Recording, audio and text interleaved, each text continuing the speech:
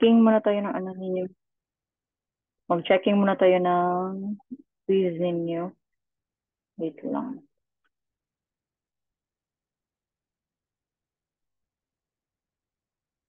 Ito yung screen.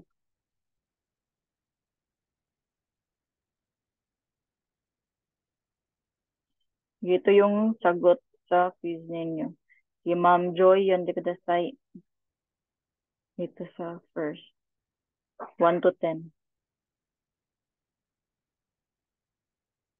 Hello? Eh, Ma'am Joy? Ay, sin- Ay, sige ko. Ichibang, Ichibang reposition, Tai Ihan Kang, Nibang hypertension, Koketsuatsu, Sangbang dementia, Nenchijo, Ninki Nenchisho, show.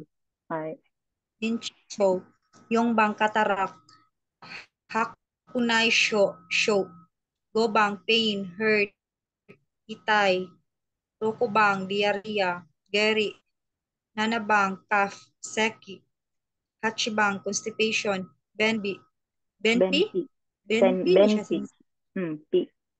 Ben Benpi. Cubang okay po. Cubang rash, Ushin, Jubang dizziness, Memay. Ay, perfect kayo guys. I-check nyo yung own yung paper ha. The next, si Ma'am Claire. Ay, yun di kudasay. Hi, Sensei. Ichibang Ijo transferring. Nibang Ido moving. Sangbang Kurumaisu wheelchair. Yongbang Koekake addressing. Gobang Tsue cane. Suwe. Tsue. Rokubang Tesuri handrail. Nanabang Hokoki walker. Hachibang Yudo guiding. Kyubang Kaigoshoku care worker. Jubango and aspiration. Ay, kampeki desu ka. Perfect kayo. Perfect kayo Jubang sa quiz. Pamita. Medyo budes. So, sa mga hindi naka-perfect, i-review nyo ulit yung vocabs. So, wait lang ha. I-share ko ulit yung... So, basahin muna natin next yung sugi na vocabs. Kita nyo yung screen. Ay, wait lang.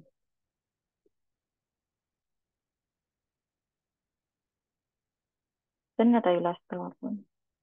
Okay na kayo dito sa mga meaning, no? Na-explain ko na to kagabi, yung cataract, ganyan. So, ito, itay. So, alam nyo naman kung ano yung itay, auto, vomiting.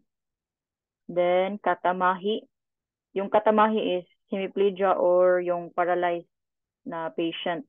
Then, kayuy, itchy, kurushi, yung painful. So, yung kurushi is grabe na yung sakit. So, yung itay is medyo slight lang yung pain, pero yung kurushi is parang grabe na talaga yung sakit ng patient. Then, geri, diarrhea. Then, ang hantay ng diarrhea is constipation. So, yun yung benpi. Then, koushuku, contractures, yung sa bone niya. Then, kosetsu, bone fracture, yung parang may bali sa bones niya. Shoujo, or symptoms. So, for example, if may lagnat yung patient mo, so ano yung mga symptoms ng patient? So, mainit yung katawan niya, mapula yung face niya, ganyan. Then, jokuso, or pressure ulcer bed sores. So, ito yung mga nangyayari sa skin ng patient if ever na hindi siya natayhingkan or na change position every 2 hours. So, magkakaroon sila ng bed sores or jokuso. Then, seki cough, hakike, nausea. So, yung nausea is nasusuka pa lang, pero yung vomiting or auto, yun na, sumuka na talaga siya. Then, hakkan, perspiration or sweating, yung nag-sweat siya or nagpapawis. Hoshin, rash, Hatsunetsu fever, then Benpi, constipation, memay, dizziness. So ito, tapos ito kahapon, no? Ipasa na natin ito kahapon. So, ijo, transferring. So ito yung terms na ginagamit natin if mag-transfer kayo ng patient. So, ijo suru. for example, i-transfer nyo siya from bed to wheelchair or wheelchair to bed. So, ijo ang gagamitan na term. So, useful to siya na term. So, dapat i-remember nyo. Lalo na yung ano niya, kanji. Then, ido, so if mag-assist kayo ng patient from mag-walking, lifting, ganyan, same lang din. Ido ang tawag sa kanya. So, for example, if itulak nyo yung wheelchair, ganyan, or i-push nyo yung wheelchair, or i-assist nyo siya while nagamit yung patient nyo ng tsuwe or yung cane. So, ido suru. Then, okiagaru, sit up in the bed. Then, bureki o kakeru. So, yun, parang ilak nyo yung break. Bureki o kakeru. Then, gasho, bedridden. So, yung mga patient na nakahiga na lang always. Then, kurumaiso, yung wheelchair, koikake. So, if ever na meron kayong gustong sabihin sa patient, so, koikake o shite kudasai, or parang communicate ba? Mag-communicate ka sa patient. So, koikake ang term niyan. Then, sa sairu, yung support niyo yung patient. Sa sairu ang tawag. Suwe, yung cane or yung tungkod. Kamaru, hold. So, for example, if sa handrails, so, tesuri ni, kamate kudasai. So, sa handrails ka daw, ipahawak mo sa handrail yung patient mo. Then, break, hukoki, yun yung walker. Yung parang sa mga matatanda din ba na mahirapan maglakad. So, parang siyang ganyan lang yung hawak nila. Hindi yung suwe na isa lang.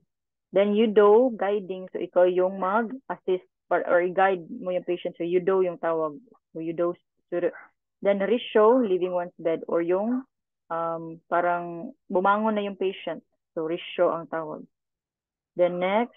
So, yung mga questions dito sa pink book, mamaya na natin sagutan after ng topic nyo lahat para ano nyo muna, familiarize nyo muna yung mga vocabs. Sige, next. Basahin nyo muna natin yung vocabs ninyo. Si Ma'am Sir Jim, yun di ko dasay. So, ito, mga words to during meal time or during pag kumain na yung patient. Sige, Sir Jim, yun di ko dasay. Ay, ipuron, apron, inge, deglutition or swallowing, guen, aspiration or accidental swallowing, shokuhen, food, soibon hokyu, rehydration, sekekumu, have a coughing fit, toromi, thickness of food, nomikumi, swallowing, moseru, choke, ryo, volume or amount.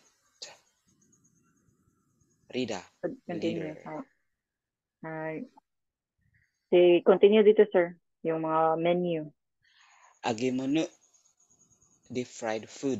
Itamimono, stir fried food. Ocha, tea. Curry rice, curry and rice. Gohan, cooked rice. Kondate, menu. Kondatehyo, menu or list of dishes. Shushoko,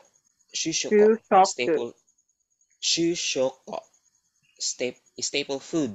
Shiromono, soup. Chokimono, pickles. Tofu. Donburi, tofu. Donburi, porcelain bowl. Nitsuke, boiled and seasoned food. Nimono, stewed dish. Fukushuko, side dish. Mogicha or barley tea. Menu. Yakizakana, grilled fish. Yogurt. Hi, arigato. So, dito sa meal time, so apron, alam niyo naman kung ano yung apron. So, before kakain yung patient, dapat lagyan niyo muna sila ng apron kasi yung iba dyan is makalat silang kumain. Lalo na yung merong mahi sa kamay. So, yung iba na nahuhulog sa damit nila yung food. So, dapat lagyan sila ng apron. And then, engge, deglutition or swallowing. So, yun yung paglunok. Go-in, so ito yung term if mag-aspirate yung patient. For example, yung pag kumain yung patient, hindi siya dumiretso sa esophagus niya. So, doon siya pumunta sa lungs niya. So, nagkakaroon siya ng go-in or accidental swallowing. So, dapat ito yung i-prevent natin yung go-in. So, dapat careful lang tayo sa pag-assist sa pagsubo ng pagkain ng patient. So, wag natin madaliin. Then, shokuhin or food. Then, Soibun Hokyu or hydration. So, itong Soibun Hokyu, palagi natin silang dapat painumin ng tubig or otsa kasi prone yung mga matatanda sa dehydration. So, dapat i-rehydrate natin sila. So, Soibun Hokyu ang tawag dyan. Then, Sekikomo, have a coughing fit. So, itong Sekikomo or have a coughing fit, ito yung ubo na grabe na talaga, yung parang nasusuka na yung patient sa ubo. So, yung hidoy na yun na yung ubo ng patient. So, ito yung Sekikomo. Then, toromi, thickness of food. Yung toromi is nilalagay siya, parang siyang cornstarch sa atin dito sa Philippines. Pero yung ano nila is, pwede siyang i-mix sa otsa or sa coffee. Then, parang magiging jelly siya ba? Jelly form. So, hindi na siya liquid form pag ininom ng patient. So, hindi na sila mabibilaukan. Then, nomikomi, swallowing. So, ito yung pagsaswallow din. Then, moseru or choke.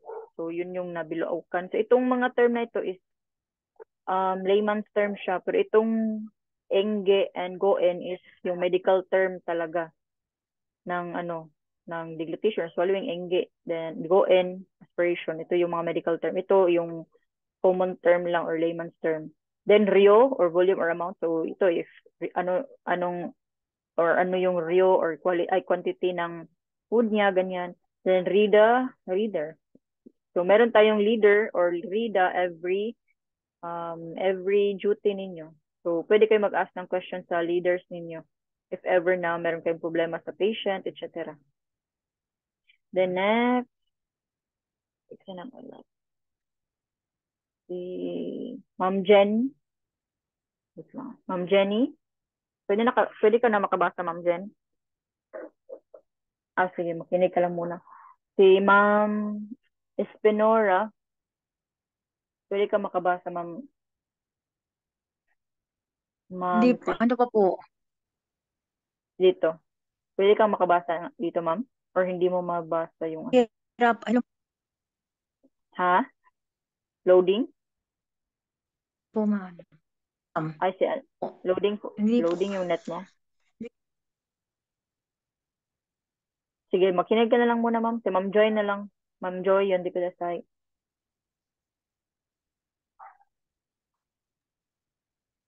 Ay, sensei. Saan banda, sensei? Kaning agi mo, no? Okay. Ay, man. Ay, man naman, no? Ano na ba? Ano ba? Dito, Ay, man, di ay diri ka sensei. Wait lang. Okay naman to. Wait lang, ha. Ito, about sa food naman na to. So, okay na to. Wala kayong question dito sa food? Or sa menu? Or yung hindi nyo naintindihan na terms? So, okay lang yan. Parang hindi naman yan lalabas sa exam din. So, dito na lang tayo sa... Ito, about naman sa pag-eliminate or sa pagdumi ng patient or magwiwi sila or magpupo. So, ito yung mga terms. Sige, si Ma'am Joy, yun di ko dasay. Shibang, Hashimoto, one's feet. Nibang, Hinbo, genital area. Sangbang, Tancho, Enema. Yongbang, Giga Eru, change clothes. Over. Rokubang, Shikin, incontinence. Nanabang, Shu-chi-shin, embarrassment, sense of shame.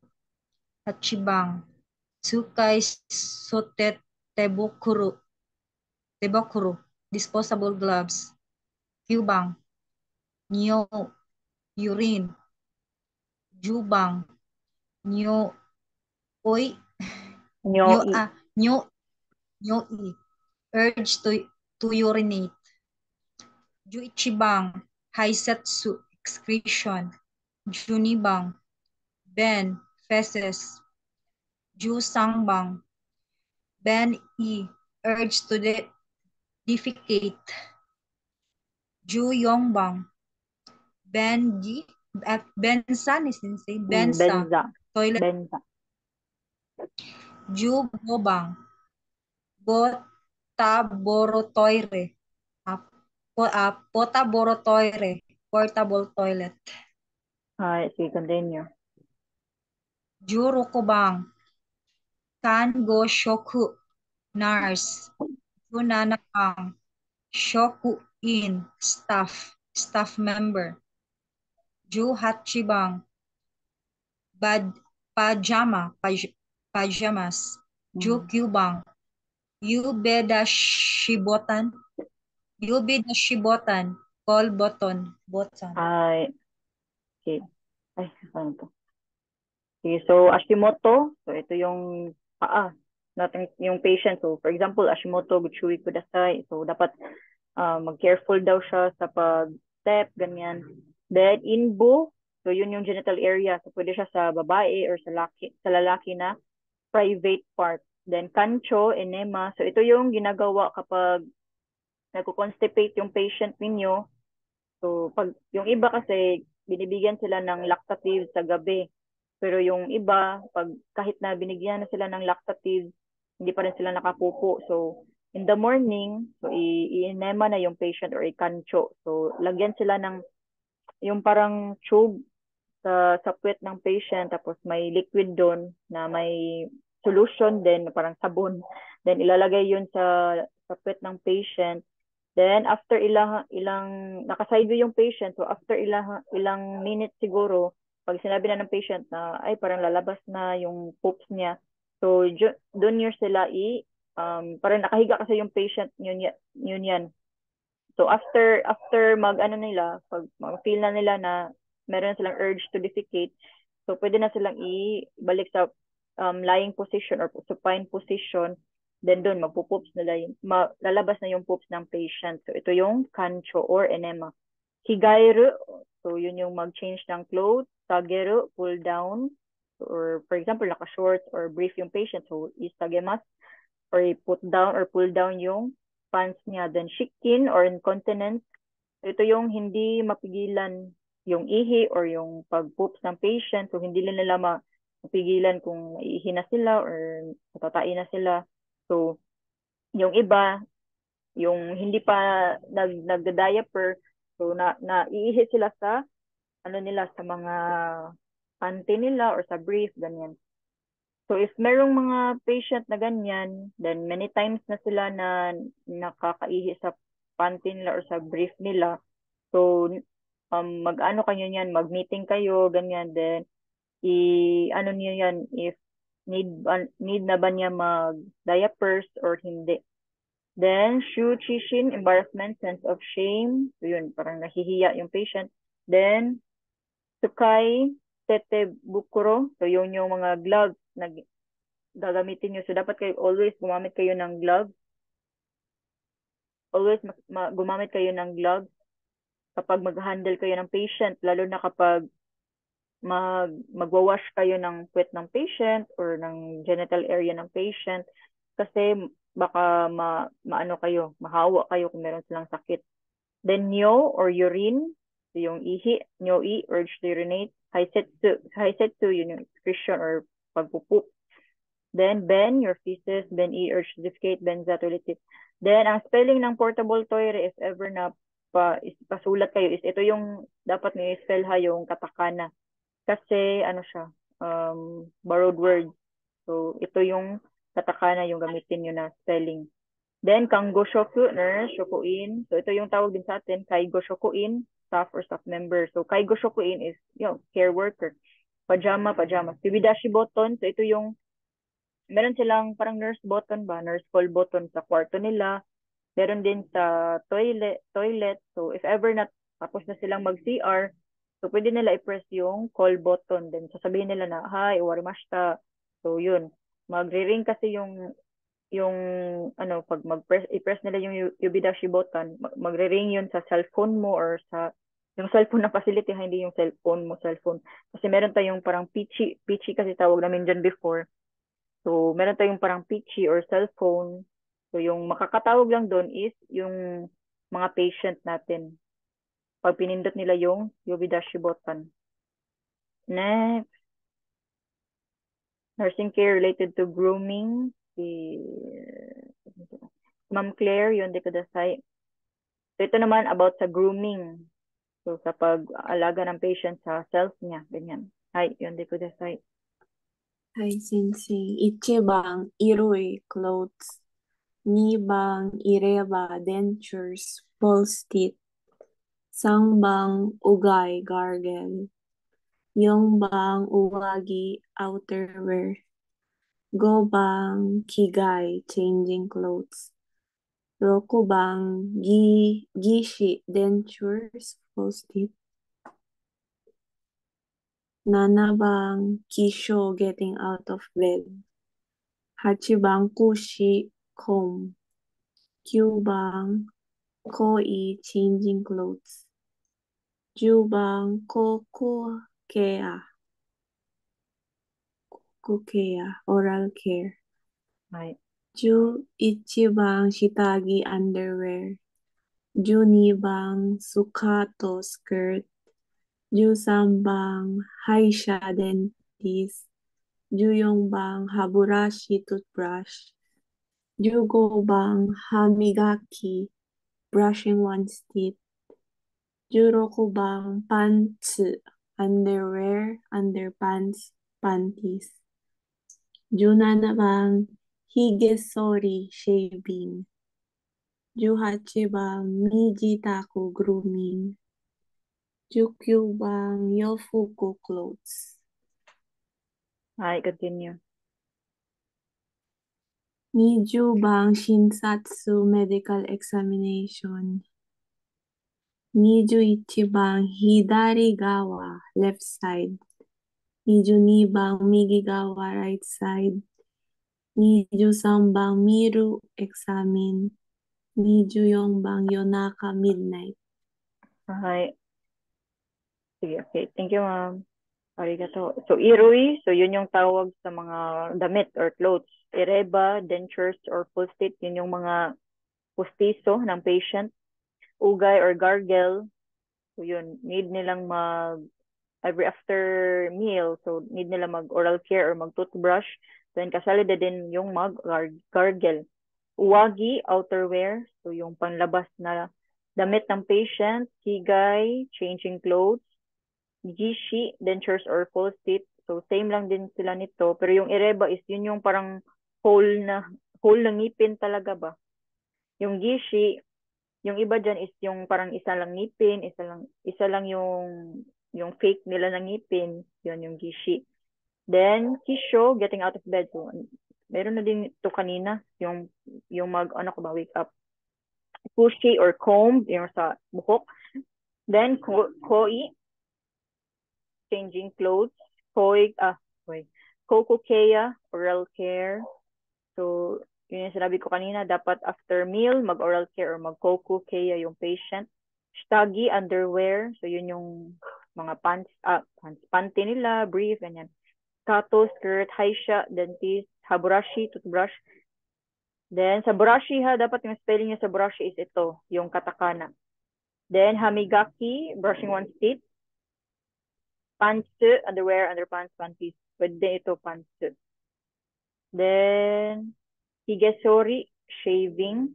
So, yung mag-shave na. Pwede kayo din, if dekiro yung patient, sila yung mag-shave sa self nila or sa beard nila. Pero if hindi sila dekiro or hindi na sila able, so kayo yung mag-shave sa patient. Then, mijitaku, grooming. So, ito yung term or nihongo din ng grooming, mijitaku.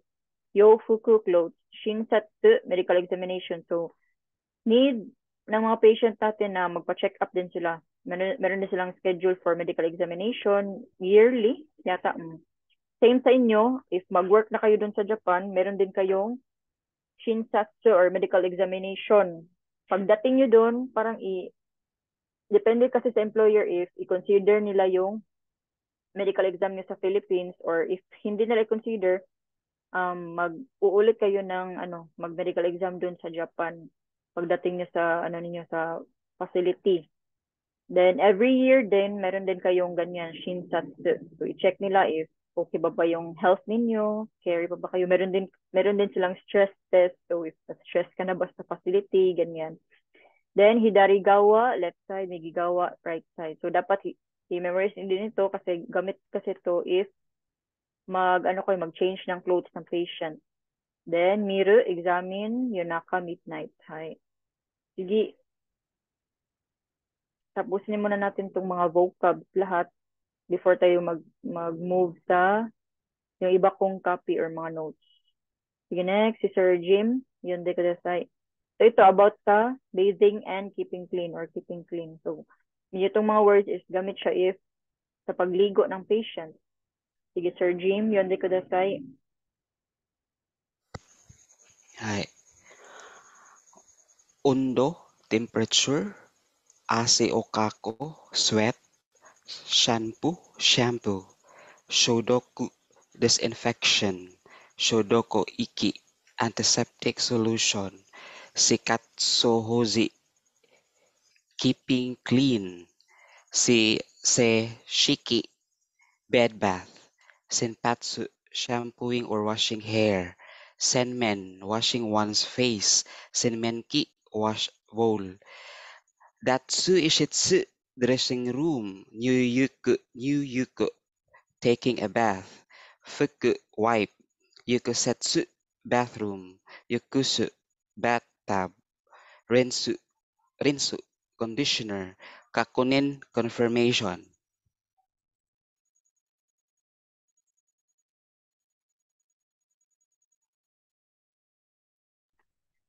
Hi. So, ondo or temperature. So, ito yung, for example, if sa water temperature, so, ondo wa nandesu ka? So, parang i-check, magtatanong sila if ano yung temperature ng tubig. So, pag magpaligo kasi kayo ng patient, dapat hindi siya masyadong mainit yung temperature ng tubig. Yung iba, gusto din nila yung sobrang init. Like, for example, 40 degrees, ahabot na ng 40 degrees yung sa ofuro nila. So, yun. Depende sa preference ng patient. Then, ase o kaku. So, yun. Yung ase is yung pawis. Then, shampoo. So, gamitin nyo, pagsulat ng words ng shampoo is itong katakana. Shodoku, disinfection. Yung mga, if maglilinis kayo, i-disinfect nyo. So, ito yung term, shodoku. Then, shodoku eki. So, ito yung mga antiseptic solution like mga alcohol or mga chlorine, ganyan. Then, seiketsuhoji, keeping clean. So, ito yung term ng keeping clean. Seiketsuhoji. Seishiki, bed bath. So, may times din na hindi nakakaligo yung patient sa Nyokujo or sa tawag dito, oforoba. Yung sa CR talaga or sa comfort room. Sa bathroom. So, ano lang sila papaliguan sa room nila. So, ito yung bed bath. So, seishiki. Senpatsu, shampooing, washing hair. So, yun. Yung hair lang yung babasain, and isa-shampoo. Then, senmen, washing one's face. So, senmen, yun, maglamos sila. Senmenki, wash bowl. Datsushitsu, dressing room. So, dito magbibihis yung mga patient ninyo after nilang maligo sa Nyokujo.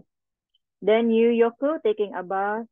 Fuku, so ito, gamit din to Nyoku na terms. Fuku, wipe. Ito yung magwa-wipe na sila sa body nila. Fukima. Then, yokushitsu, bathroom. Yokuso, bathtub. Then, rinsu. So, ang tawag nila sa conditioner nila is rinsu. So, if bibili kayo ng conditioner or maghahanap kayo ng conditioner doon sa Japan, yung hanapin nyo yung sa bottle ng shampoo is yung may pangalan na rinsu kasi yun yung conditioner. Pero yung shampoo nila is shampoo naman nakalagay. Ito naman, shampoo. Yung rinso nila is ganito. Or conditioner nila is rinso ang tawag. Kakunin, so confirmation. The next, wait, ano ba yun? So next is about sa housework naman. Sige, hindi ko man pabasta si Ma'am Jenny. Ibalik tayo kay Ma'am Joy. Ma'am Joy, hindi ko nasay. Ichibang, Oshibori, wet towel. Nibang, Katen, curtain. Sangbang, Kaji, housework. Yongbang, Katazokeru, put away, clear away. Gobang, Kawakasu, dry. Rokubang, Kawaku, dry. Nanabang, Kanki, ventilation. Hachibang, Gomibaku, wastebasket. Kyubang, say so. Cleaning. Jubang, Sentaku, laundry. Juichibang, Sentaku mono, laundry. Junibang, soji, cleaning. Soji. Saan ba ako sensei? Naratatama. Josangbang, tatamo, fold. Joyongbang, shori, cooking. Jogobang, futon, futon bedding. Jorokubang, kasu, dry. Hosu. Hosu. Mm. Jonana, bakura, pillow. Hi. So ito naman is about sa housework. So yun, sinabi ko last time, tayo din yung maglilinis sa mga gamit ng patient or tayo din maglalaba. So depende kung saan kayo naka-assign. So if sa group home kayo, wala kasi silang parang assistant sa group home. So kayo talaga magluluto, maglalaba, ganyan. Pero tutulungan, meron din namang times na tutulong din yung mga patient, lalo na yung mga dikero pa or mga able pa na patient. So oshibori, so yun yung wet towel. So yun yung ibibigay natin para ano sila ng hands, magpunas. Then cotton, ito yung katakana na sulat yung isulat niyo yung katakana na person. Then kaji, so yun yung housework. Katajukeru, so yun maglilinis kayo, i-put away niyo yung mga gamit ng patient, ganyan. Pero always kayong mag-ask ng permission ng patient if ever na meron kayong gustong itapon, ganyan, kasi baka yung patient niyo is may dementia na. So yung iba kasi parang anong tawag dito? Parang kahit na gomi na yan is valuable pa rin sa kanila yan. So baka mag-away pa kayo ng patient. Then kawakasu, dry. So yun, for example, dry kayo ng hair, ganyan, kawaku, dry. Then kanki, ventilation. So if, for example, merong bintana yung patient, so dapat i-open yung bintana kahit na winter, need nyo pa rin mag-ventilate ng room. So i-open nyo yung kwarto ng patient para makapasok yung fresh air, then makalabas yung mga bacteria or mga bad air sa loob ng room ng patient. So ito yung term, kanki. So sa amin before sa facility, every morning kami nagka-kanki. So mga 10 a.m. yata yun. So yun, i-leave mo na ng ilang minutes na naka-open yung room ng patient para makalabas yung mga maduming hangin. Then gomibako. So ito yung mga garbage bin, ganyan. Seiso, cleaning, so yung maglilinis, sentaku, laundry, sentaku mono, laundry, same lang to. Then soji, sure. Soji or cleaning, same lang din yan. Tatamu, fold. So if for example, mag-fold kayo ng mga damit, so tatamimas or tatamu. Chori, cooking. So if magluluto kayo, chori. Then if cooking staff, or yung magluluto, ang tawag ito? Yung kitchen helper, parang ganyan. Chori-in yung tawag. Then futon or bedding, hostu, dry. So for example, sa mga mga damit ninyo or mga beddings or mga futon, so if ipa-dry nyo sa labas, so hostu ang tawag dyan. Then makura is yung pillow or yung unan. So next, mag-break muna tayo guys kasi 2 minutes na lang naiwan. 2 minutes na lang yung numbers, yung natira dito sa Zoom ko. So mag-send ulit ako ng link sa inyo later if ma-okay na tong Zoom. So mag-break muna kayo ng ilang minutes. Sige, bye. Mata to de.